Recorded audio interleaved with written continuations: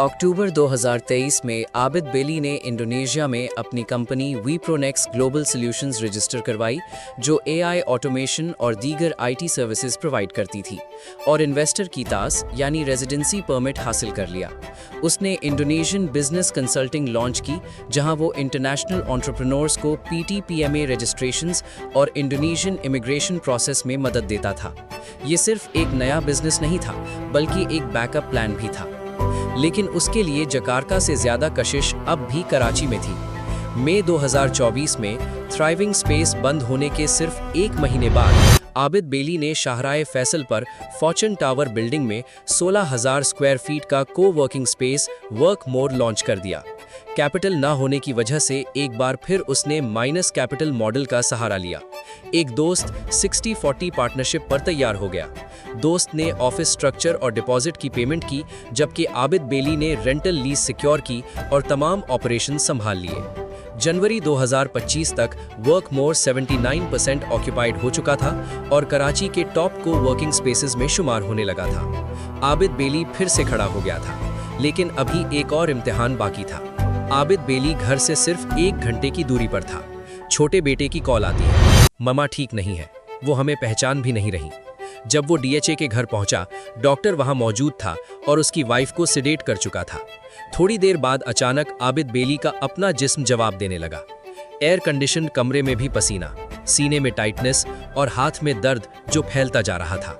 वो उठा और अपने दामाद से कहा, मुझे जल्दी हॉस्पिटल ले चलो। वो जियाउद्दीन हॉस्पिटल क्लिफ्टन की इमरजेंसी में पहुंचा। डॉक्टर ने दामाद से बात की। 2 छोटे अटैक्स पहले हो चुके हैं, अब जो हुआ है वो मेजर अटैक है। 3 वेन्स ब्लॉक है, 100%, 80% और 40%। एंजियोग्राफी हुई, एंजियोप्लास्टी की गई और 2 स्टेंट्स लगाए गए।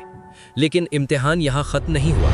उसी रात खबर आई कि उसकी वाइफ भी ब्रेन हेमरेज की वजह से उसी हॉस्पिटल में एडमिट है। उन्हें आईसीयू में स्टेबलाइज किया गया, फिर रूम में शिफ्ट कर दिया गया।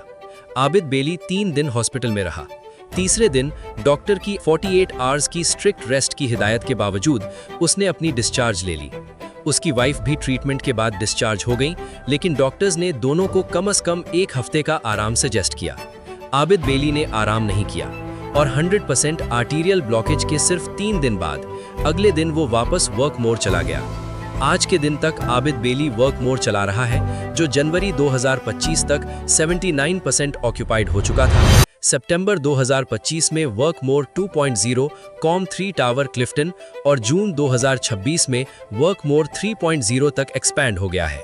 वो अब भी अपनी टीम के साथ वर्क मोर, इमलाक मार्केटिंग, ग्लोबल सिटीजन प्रोग्राम, वीप्रोनेक्स और इंडोनेशियन बिजनेस कंसल्टिंग पर काम कर रहा है। इसके साथ साथ वो एक लाइफ कोच और सोशल एक्टिविस्ट भी है। आज भी लोग उससे पूछते हैं कि इतनी बार गिरने के बाद संभल कैसे जाते हो, तो आबिद बेली का सिर्फ एक ही जवाब होता है, अल्लाह पर तवक्कुल और आगे बढ़ते रहने का जुनून। यही थी आबिद बेली की कहानी। कहीं गिरकर, कहीं संभल कर उसने हर दफा नया रास्ता बनाया, लेकिन कभी हार नहीं मानी।